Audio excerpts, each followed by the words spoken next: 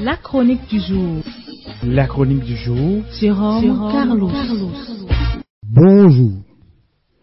L'indépendance du Bénin est à l'image d'une pièce de théâtre. Une pièce qui se joue depuis 62 ans.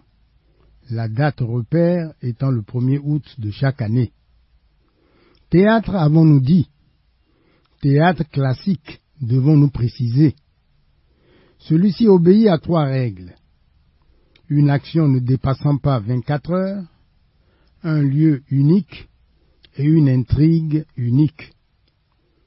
Quelle lecture faire de la célébration du 1er août 2022 en relation avec ces 3 exigences du théâtre classique?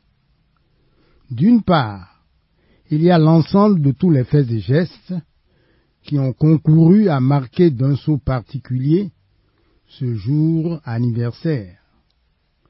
D'autre part, il y a un lieu unique et symbolique vers lequel 12 millions de Béninois ont convergé leurs regards. Enfin, il y a une problématique unique qui taraude l'esprit des Béninois depuis 62 ans. Sommes-nous vraiment indépendants? Premièrement, l'action marquante, c'est la communion de tout un peuple à un événement sur lequel s'est établi un certain consensus. L'indépendance, dans le principe, est une valeur largement partagée. Mais dans les faits, il n'y a pas encore un élan collectif d'appropriation et d'opérationnalisation du concept. Autour de la notion d'indépendance, nombre de Béninois sont davantage des habitants d'un territoire que des citoyens d'un pays. Les habitants d'un territoire dissertent sur l'indépendance. Les citoyens d'un pays s'attellent à construire une nation.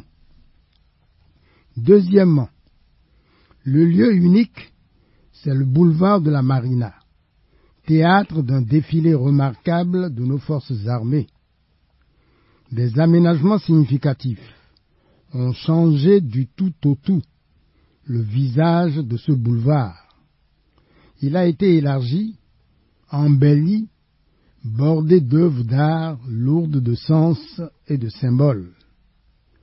D'abord, une impressionnante statue de Bioguera, l'un de nos modèles de patriotes, à jamais immortalisé pour sa farouche résistance à l'agression coloniale.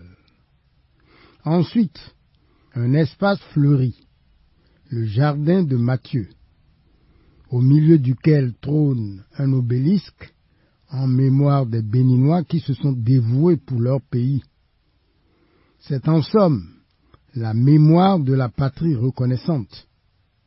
Enfin, l'immense et majestueuse statue d'une Amazone. Il faut y voir un hommage à la femme béninoise, à la femme africaine. La gardienne de nos traditions, qui sait tenir sa place au foyer, la patriote, qui sait tenir son rôle au champ d'honneur. Le défilé de ce jour anniversaire du 1er août a pris une signification particulière. Le terrorisme est à nos portes.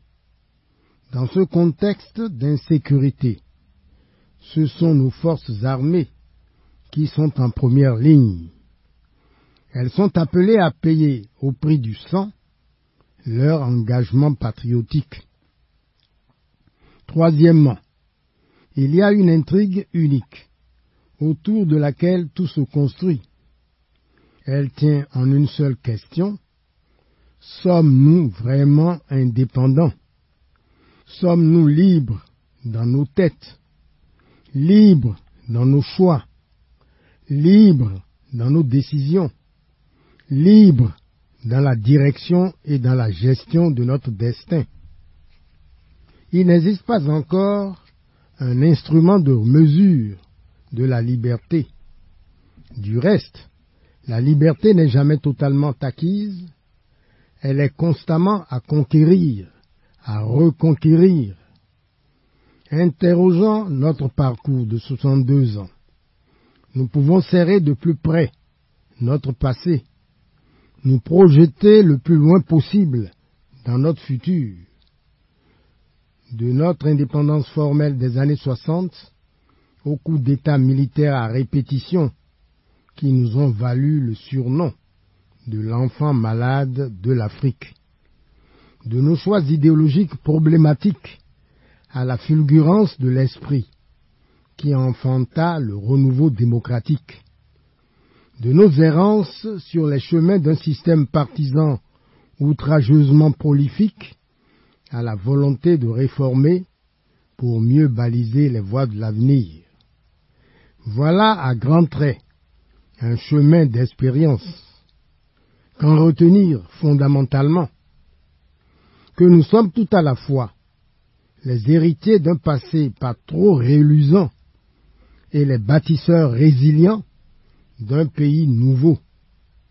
C'est la preuve par 9 que la quête de la liberté est une longue marche. Nous n'avons pas le droit de nous arrêter au risque de disparaître. Nous n'avons qu'un seul et unique devoir, continuer, sans repos ni trêve. Le philosophe allemand Kierkegaard nous a appris ce qui suit. Ce n'est pas le chemin qui est difficile, c'est le difficile qui est le chemin. Merci pour l'attention et à jeudi prochain. C'était la chronique du jour. Retrouvez la chronique sur www.capfm.com.